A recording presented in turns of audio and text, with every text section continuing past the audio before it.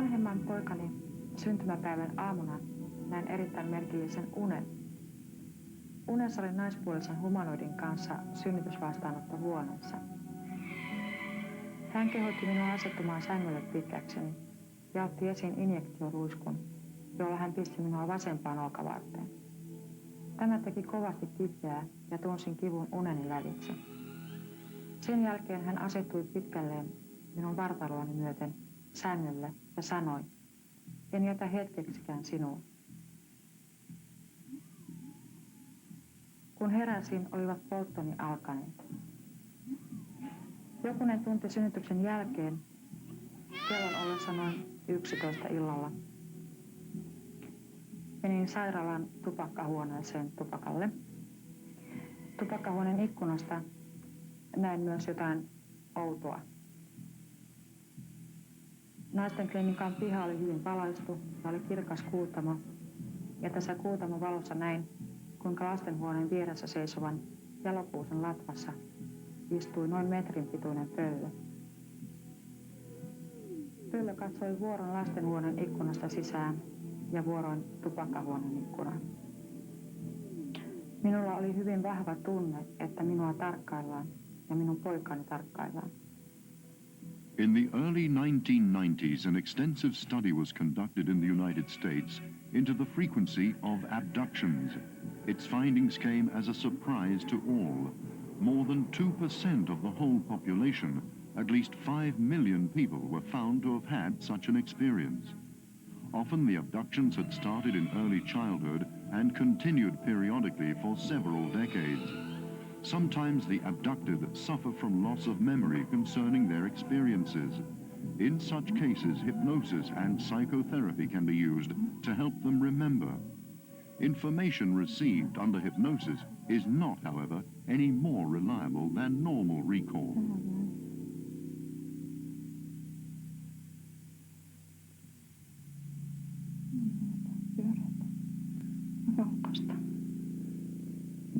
Minkä kokoinen se on? Se on iso.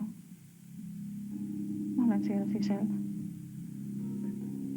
Katso, miten sinä olet joutunut sinne. Näetkö, miten sinua viedään? Mä huudan. Mutta ei mitään ääntä tule. Ääntä ei tule. Kuka sinua vie sinne? Niitä on paljon. Ai, niitä on paljon. Kerro tarkasti, millaisia he ovat. En mä katso. Katso, se on filmi, niin kuin videokuva. Et sinä ole siellä itse. Sinä näet kuvan.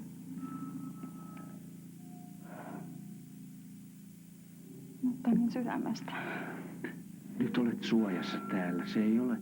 Sinä näet sellaisen kuvan vaan siellä. Ja voit kertoa siitä. No, pieniä. Kuin sinä. Ihan oikea. Mutta on paljon niitä pieniä poikia. Ja näköisiä he ovat. Sekin huipelolta. Ne on pitkät kädet. Ne vaan seisoo ja katsoo mua. Millainen asu heillä on? Ei niillä ole vaatteita. Ei niillä ole vaatteita. Sillä yhdellä on. Onko se sama kokoinen? Ei kun se on niistä kaikkein iso. Onko isompi kuin sinä tai minkä kokoinen? Samaa isompi vähän. No, on valkoinen pakki. Mä vaan makaan. Jonkun päällä vai missä sinä makaat? Makaan hoitopöydällä. Hoitopöydällä. Oletko sidottu? Et. Kerro lisää. No. Et sinä pysty enää liikkumaan. Katso nyt, mitä he tekevät.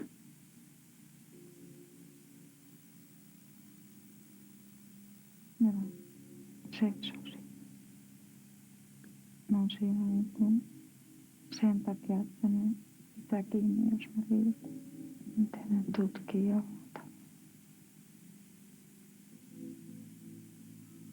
Kuka tutkii? se valkotakki. Se laittaa mulle jotain sisään. Laittaa sinulle sisään jotain. Minkälaisessa asennossa sinä olet? Mä oon selällä. Kerro lisää. Kun se laittaa sitten sen esineen sisään, niin se sanoo mulle, että mulle syntyy poika. Kysy siltä, että kuinka sinut on hedelmöitetty sitä poikaa saa. Se on laitettu keinotekoisesti. Se on laitettu keinotekoisesti sinut. Mutta mistä se solu on alkuaan otettu, kun se ei ole sinusta? Kysy se häneltä. Se on heidän omia. Se on heidän omia. Mä oon puhunut 4 vuotta. Että he ovat 4 vuotta. Jaha, jostakin sellaisesta, jota me emme tässä pääse tavoittamaan. Olivatko ne koko ajan näitä pieniä harmaita poikia, jotka olivat siinä? Vai kuka sinua operoi? Se on se valkotakki. Se valkotakki. Se oli mulle vihainen. Mistä hän oli vihainen? No kun mä puhuin koko ajan. Ja heräsin monta kertaa. Heräsit monta. Oliko hän sukupuoliyhteydessä sinuun? Hän katso korvia. Katso korvia. Ja sanoi, että toinen on operoitu jo. Että mun pitää nukkua, että hän saa sen toisenkin korvan operoitu.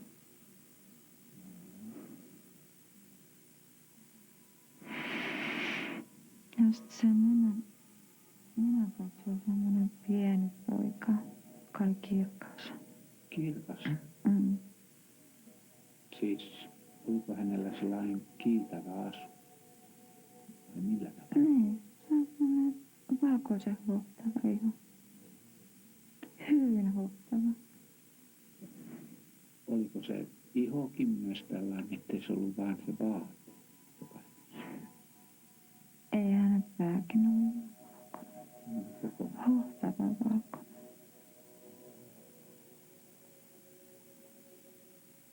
Katsoppa eteenpäin.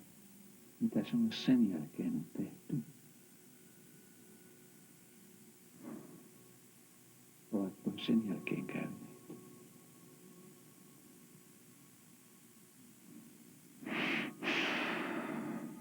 Olemme käyneet. Mä oon käynyt antamassa virtaa. Many critics believe that stories of abduction produced under hypnosis are mere fantasy developed in the subconscious mind. What really happens during hypnotic regression? Hypnosis is a mechanical system that runs the human thoughts. In hypnosis, your day consciousness is turned off. There are very many ways to do that. Verbal, i.e. sound, into the ear is one. It can be done with lights, through the eye. It can also be done by touching, without a word.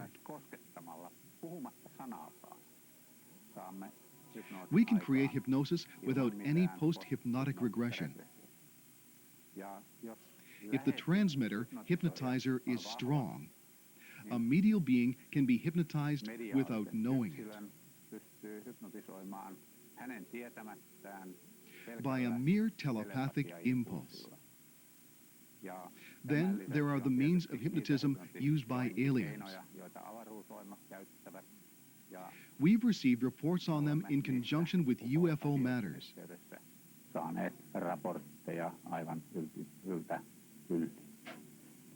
Every third or fourth abduction takes place while the victim is conscious, and therefore their study needs no hypnosis.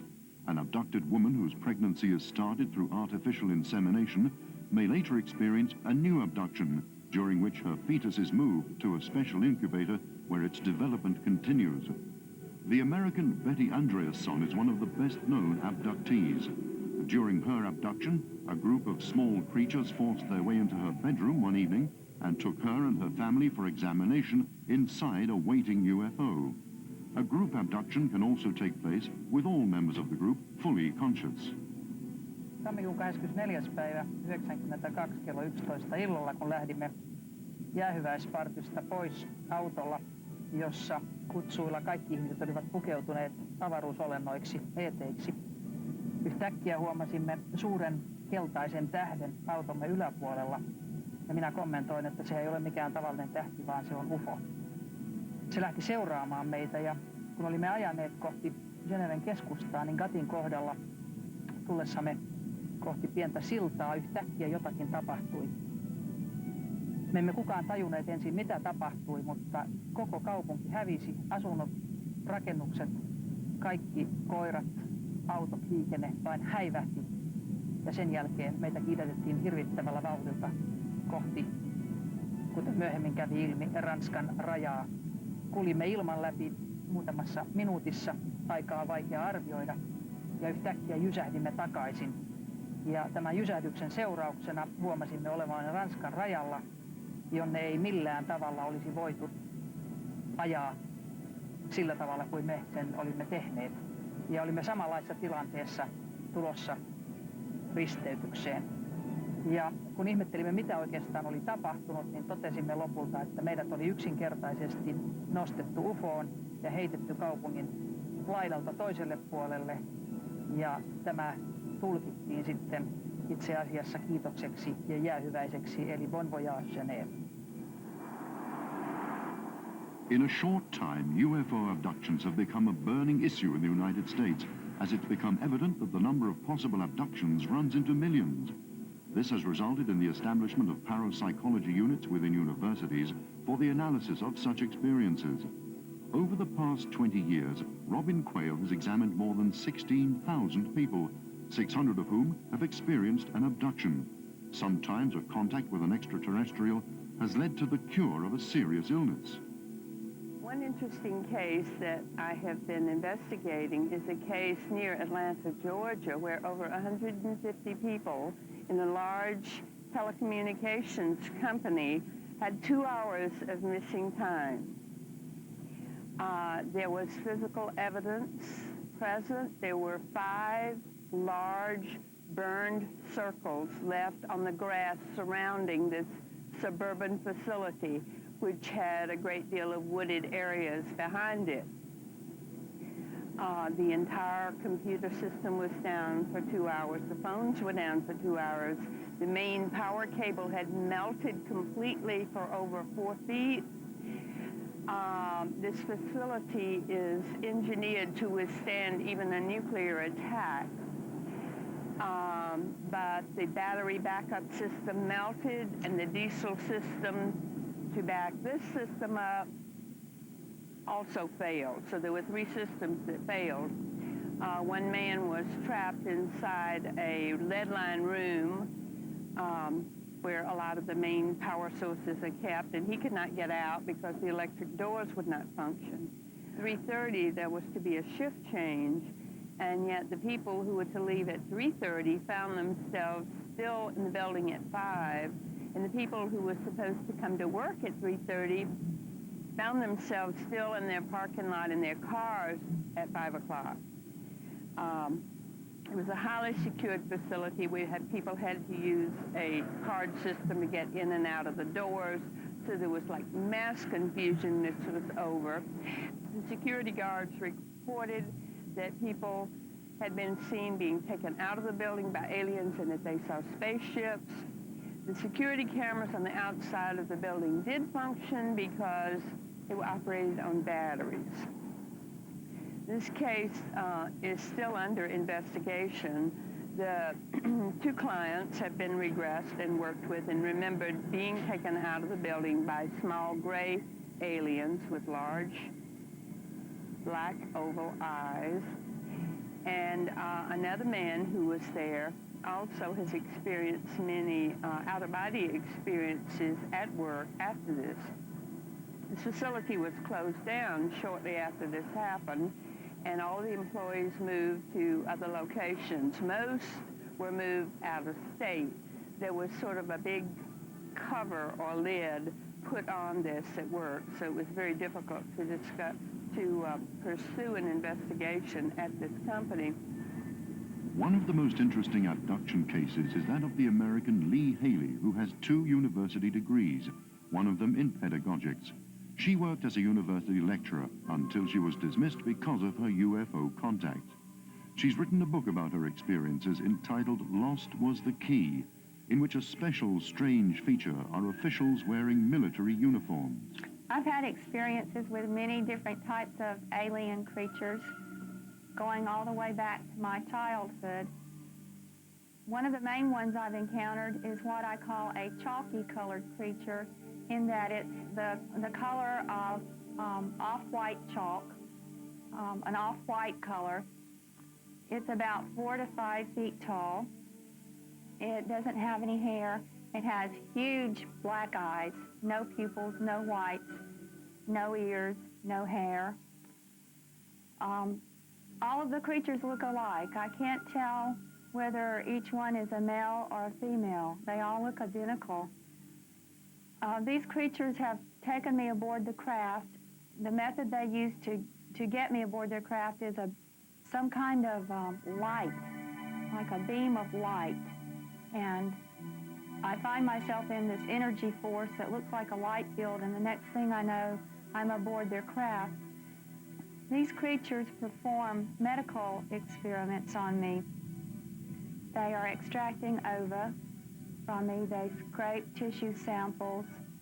They seem to be making a hybrid race. I've also seen aboard their craft the products of what they're doing with their genetic experimentation. I've seen fetuses lying suspended in transparent containers, and the containers are also suspended. I've seen nothing holding them up. Inside the containers lies a little hybrid-looking baby that looks part human, part alien.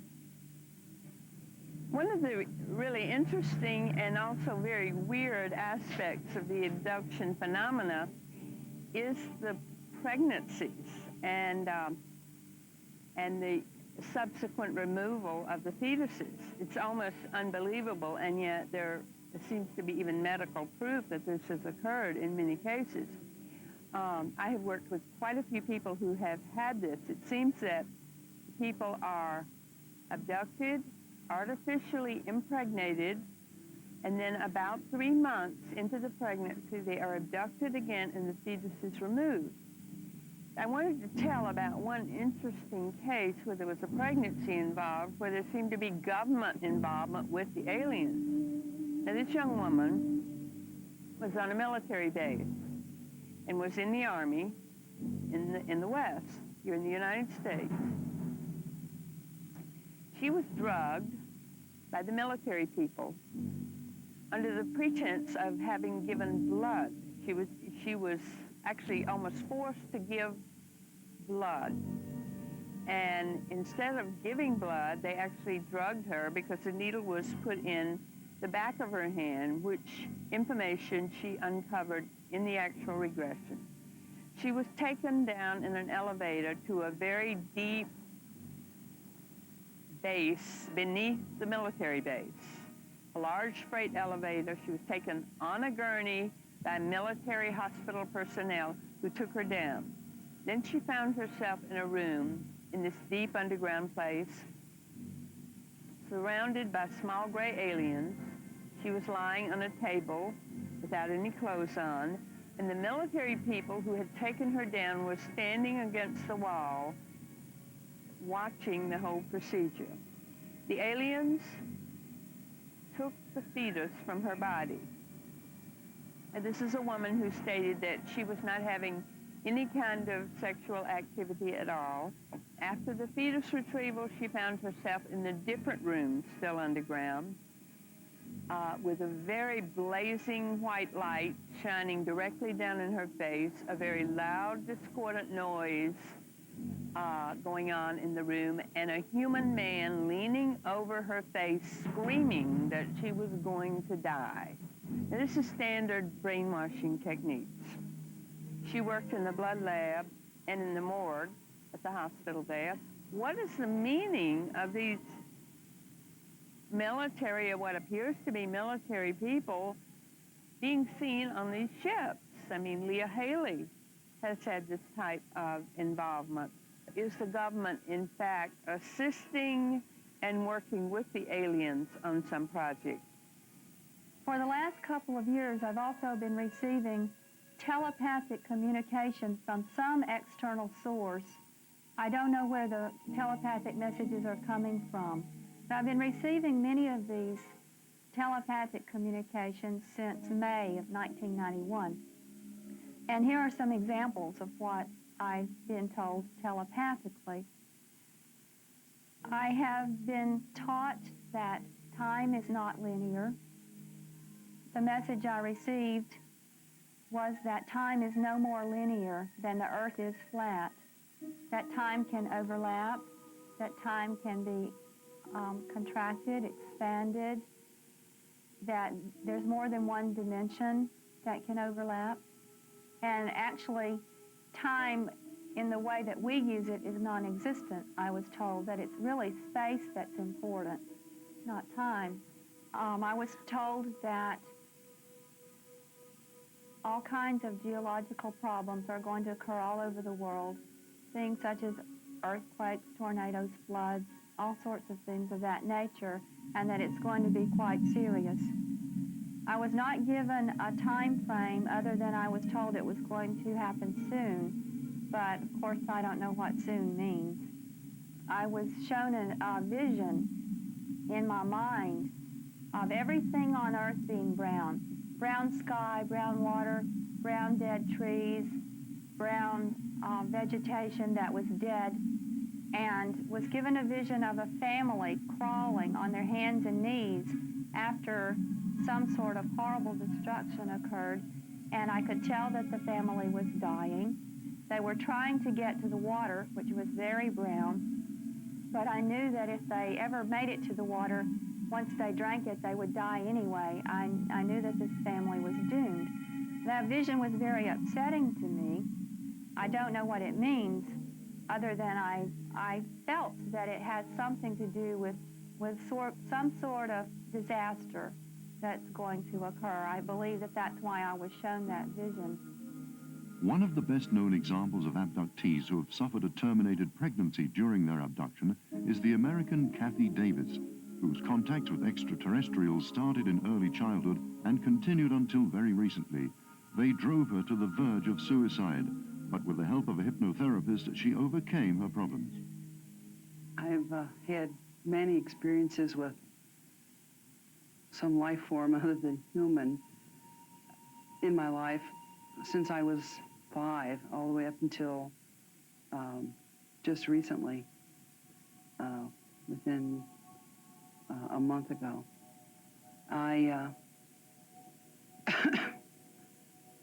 Most of the time, these beings that I have seen, had the experiences with, are about 4 feet tall, 4.5 feet tall, kind of grayish looking, large heads, really black eyes that kind of look through you rather than just looking at you. I'm pretty sure that it was September 23rd, 1993. I was watching TV, and a bright flashing light caught my eye out the front door. We all ran out to look at it, and it was tremendous white light with multitudes of sparkling color in it. And it got very bright and large, and then it got very small and tiny to a pinpoint, and then it kept doing that, getting bigger and littler. as it was moving down to the tree line and back and forth across the trees. And at that same time, while we were out in the road, we saw something walking towards us in the road. And we also heard a beeping sound. We have about 15, maybe 10 to 15 minutes of missing time that night. And I had a tumor that had been photographed on an ultrasound machine in my uterus. And then we had this experience, and then when I had the surgery to remove the tumor and have the hysterectomy, the tumor was gone. I had bleeding in the uterine wall, but the tumor was gone. So I tend to feel that something happened that night to remove that tumor. Perhaps it wasn't a tumor.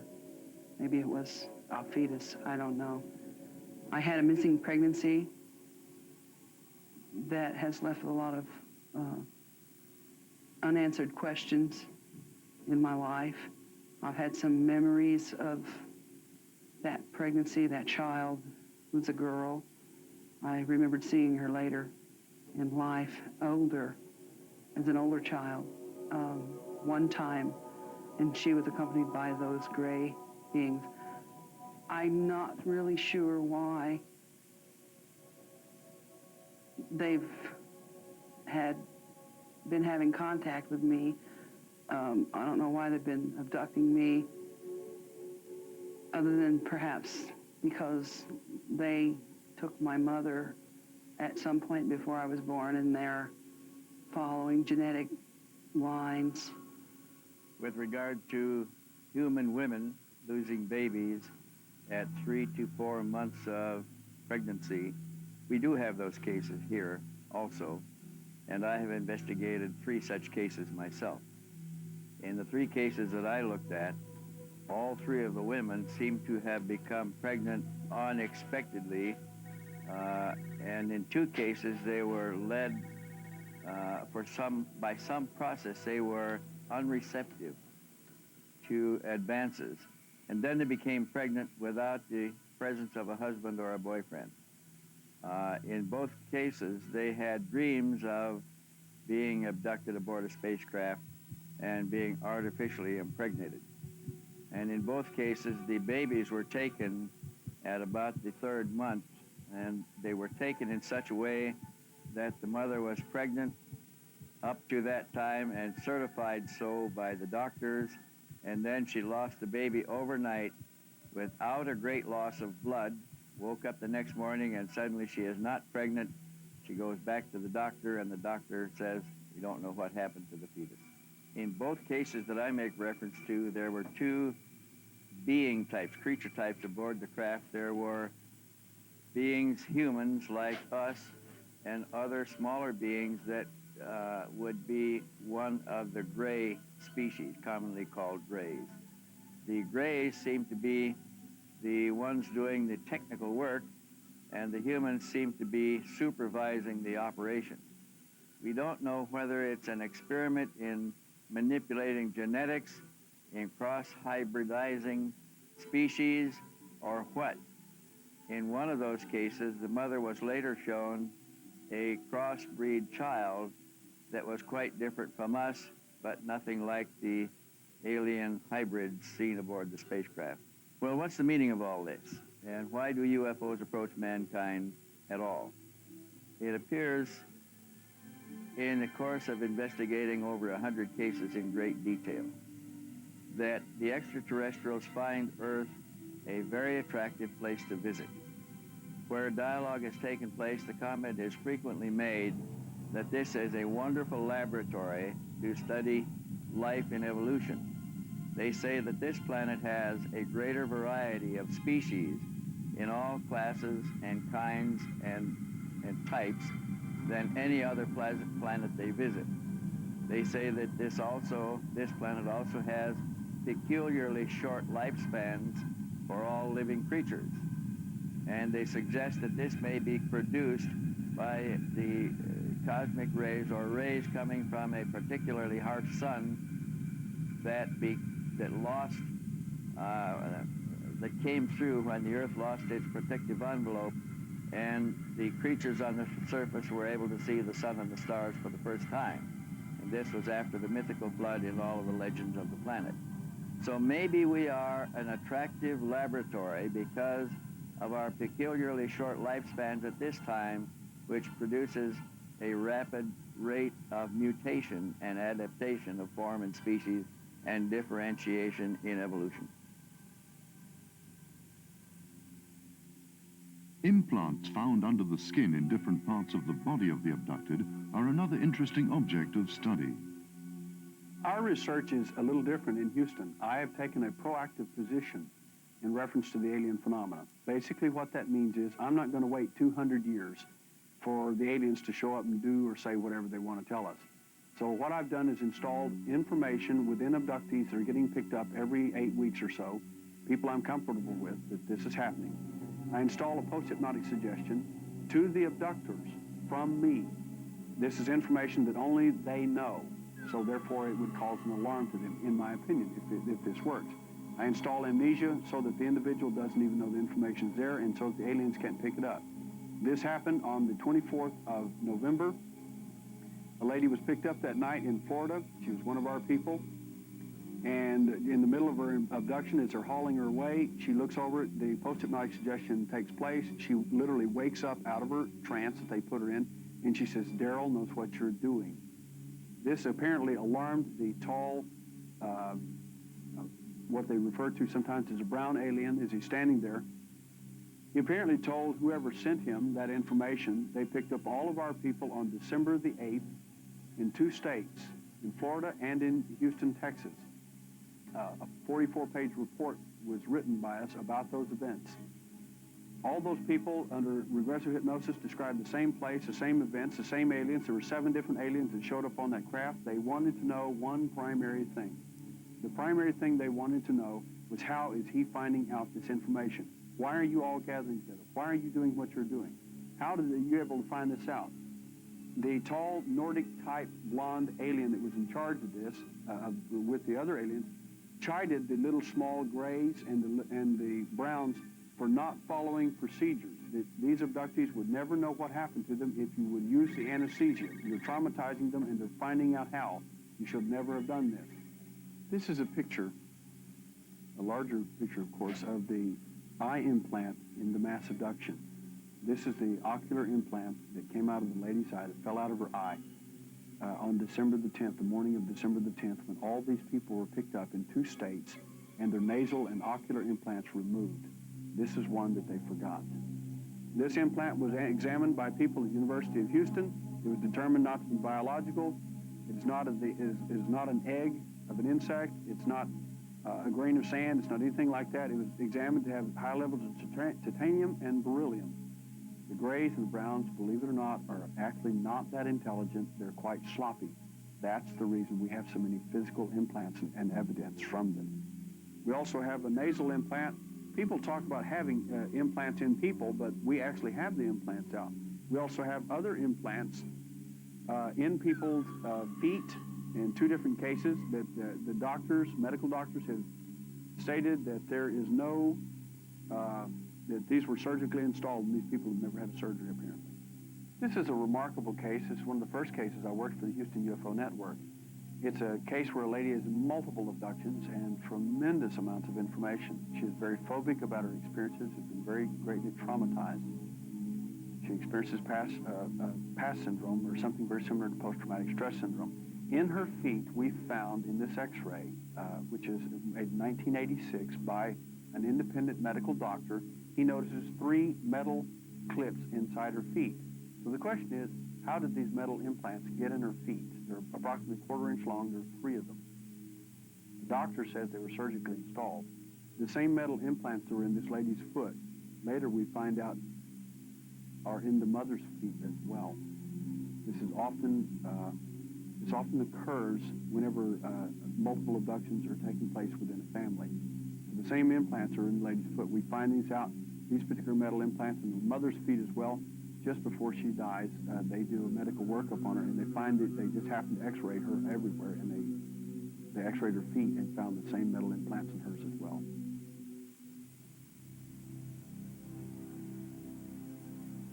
Although the abductions which have occurred in the United States have caused the biggest sensation, it's become evident that the same phenomena occur everywhere in the world, including Russia.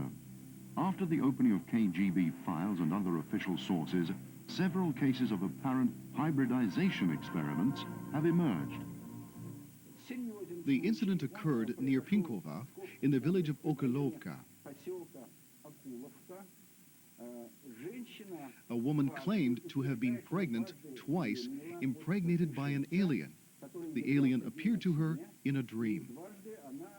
Twice, she also gave birth in her 4th or 5th month to a bluish, beeping, furry being. We sent an expert over, a colonel in the Secret Service, who investigated the matter.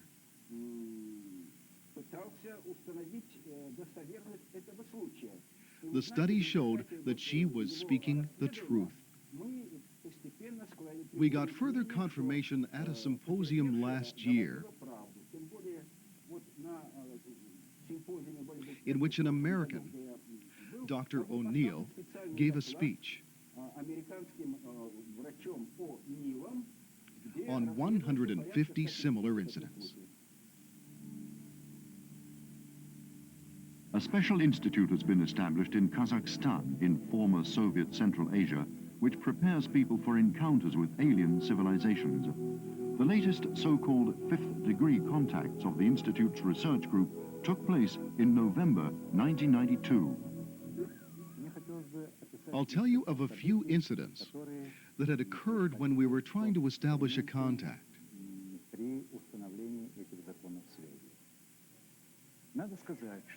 Our expedition was working at 4,000 meters in the Tianqian Mountains, and we saw UFOs fly over almost daily. They've been captured on photographs, slides, and even on videotape.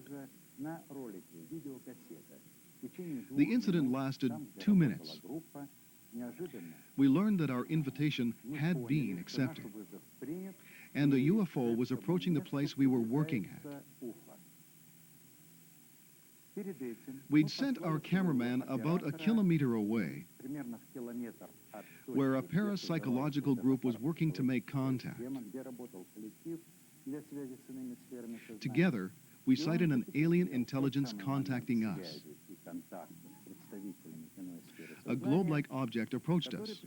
Of course, we photographed it, and it can be seen clearly on film.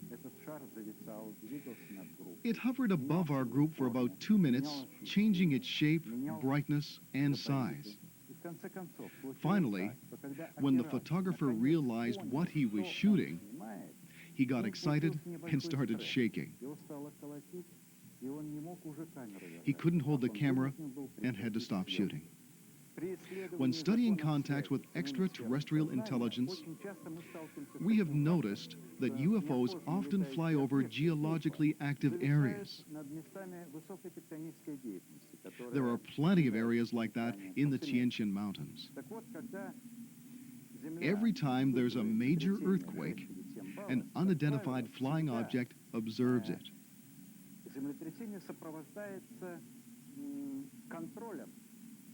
A Central Asian group of experts is trying to find out whether these UFOs cause the earthquakes, or could they, in fact, affect the Earth crust, so that the quake either has lesser force or moves elsewhere.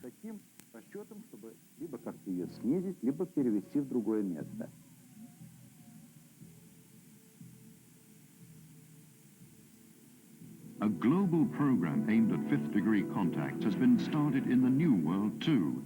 Leading researchers working in the Gulf Breeze area of Florida have obtained very convincing evidence that at least 5 civilizations have visited Earth.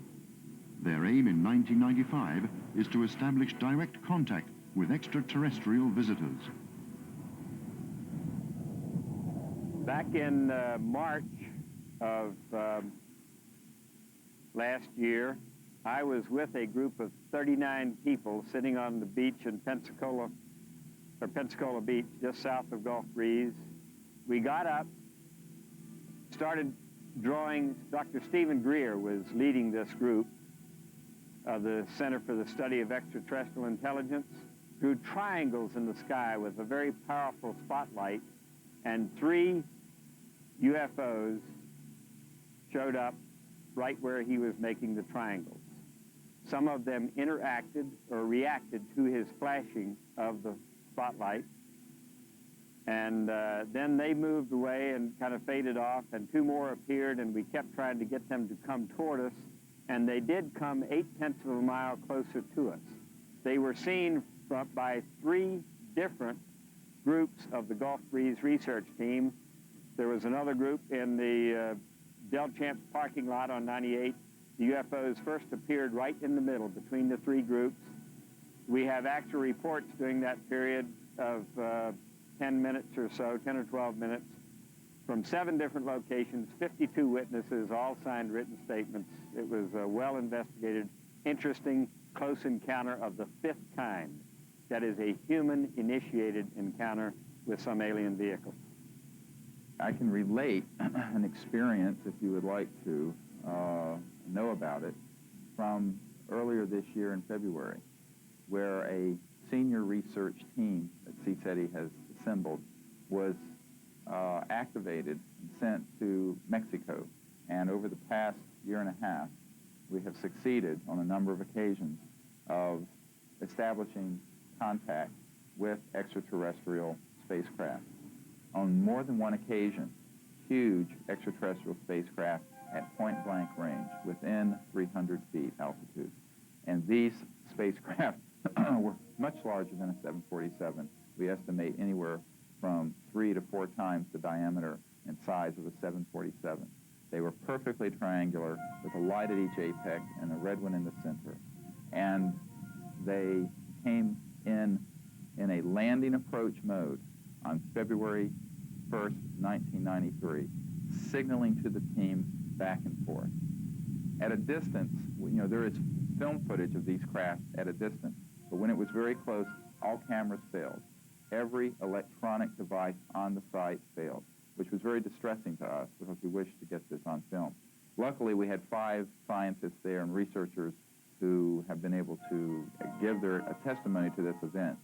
And from what that event demonstrated, to go from there to a landing would have been 1 more minute. And I think that it is just a matter of time until our teams are successful in doing that. In the 12-month period from February 1992 until February 1993, we had no fewer than half a dozen very close-range, interactive, what we call a close encounter, the 5th kind event. And this is what we have termed these. This is where humans intentionally establish contact with the spacecraft, and they answer back. So it's human-initiated or human cooperative. This is a very different thing than just being out someplace and having one fly by and you happen to see it. I think there is a transformation taking place on this planet, not only of the human species, but of the planet itself. I suspect that the end result of this transformation is probably what Jesus described as heaven on earth. However, if you think about that seriously, that entails the end of the human experience on planet Earth. That is a frightening idea to many people, especially people who are not capable of understanding what's going on.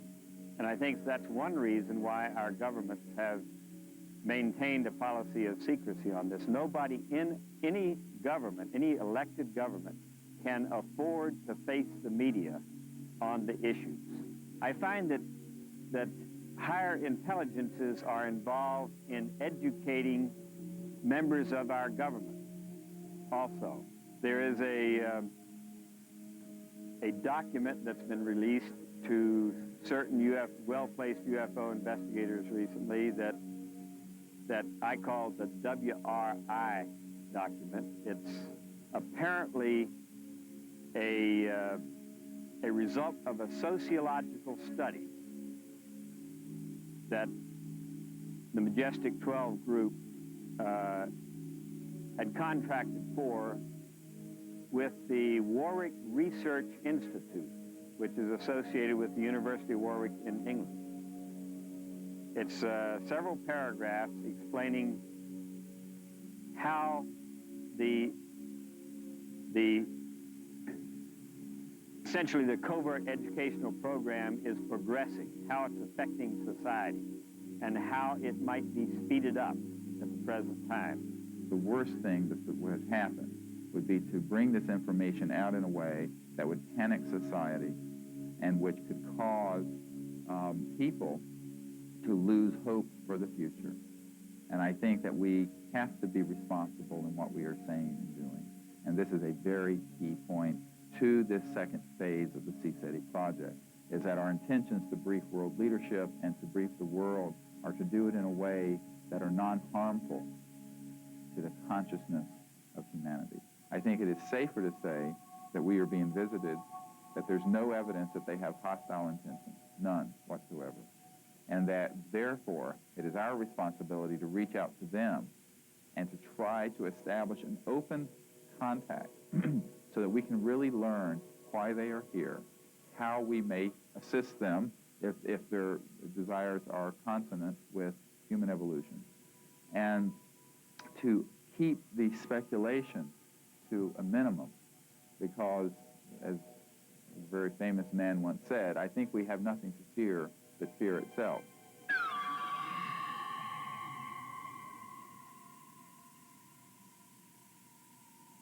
Keskeisellä alueella universumia on eräs tärkeä planeetta nimeltään Xenos. Se on tärkeää monestakin syystä. Ensinnäkin hyvin monet muut sivilisaatiot ulkoavaruudessa pyytävät xenoslaisilta apua aina tarvitessaan, neuvoja ja muita tietoja. Muun muassa siriuslaiset ovat aikoinaan lähteneet Xenokselta, eli he ovat sukulaiskansoja. Xenos on tällainen violettiplaneetta väriltään, ja minulla on ilo muistaa eräs matka heidän mukanaan. Siitä on pari vuotta aikaa, kun oli kevät-talvi, tai oikeastaan oli vielä talvi, kun eräänä yönä minä heräsin siihen, että makuuhuoneeni ikkunoista, joita minulla on 3 ilmansuuntaan, tuli ikkunasta toisensa perään mahtavat värit, ja kello oli 1:15 yöllä, kun minä sängyssäni istuin sydän pompottaen. Joku oli herättänyt minut. Mä katselin tätä ilotulitusta ja ajattelin, että mitä ihmettä tämä mahtaa olla. Jälkeenpäin minulle selvisi, että juuri sinä yönä minä olin ollut matkalla heidän mukanaan Xenoksella saakka. Contacts with humanoids have been made all over the world, bringing to the people involved various parapsychic skills, such as telepathy and clairvoyance. Nämä asiat, mistä minä kerron, ovat kenties vaikea uskoa. Minä olen kanava, joka olen ottamassa näitä tietoja vastaan ja välitän niitä teille.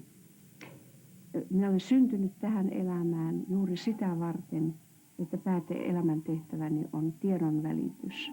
Kertoa niin henkimaailman taholta kuin ulkoavaruuden olennoilta tietoa meille ihmiskunnalle. En ole ainoa, muitakin on. Ympäri maailmaa on tällä hetkellä inkarnoituneena tällaisia henkilöitä, joiden elämäntehtävä on sama. Minulle on kerrottu myös ihmiskuntaa koettelevista tulevaisuuden tapahtumista. Ensimmäisiä niistä muistaakseni on valtavan pyrstötähden tai komeetan sivuaminen maapalloa. Se tulee hyvin, hyvin lähelle ja siitä irtoaa, tai se räjähtää hyvin lähellä maapalloa. Ja siitä lentää suuri kappale Suomeen, lähelle suurta asutustaajamaa. Ja sen koostumus tulee herättämään tiedemiehissä tavattomasti kiinnostusta. Ymmärtääkseni tämä komeetta ei aiheuta mitään täällä katastrofia. On kerrottu myös tällaista valtavasta suurkatastrofista, joka tulee koskettamaan koko meidän maapalloa. Meidän akselimme tulee kallistumaan muutaman asteen.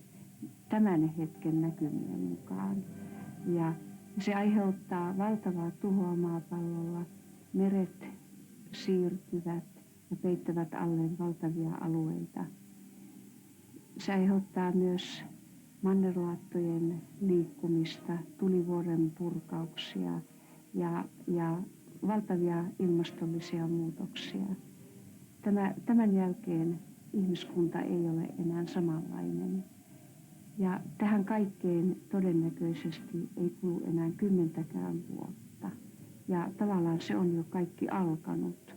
Kun tämä suurkatastrofi tulee ajankohtaiseksi, niin meidän avuksemme tulee valtavia määriä ulkoavaruuden olentoja.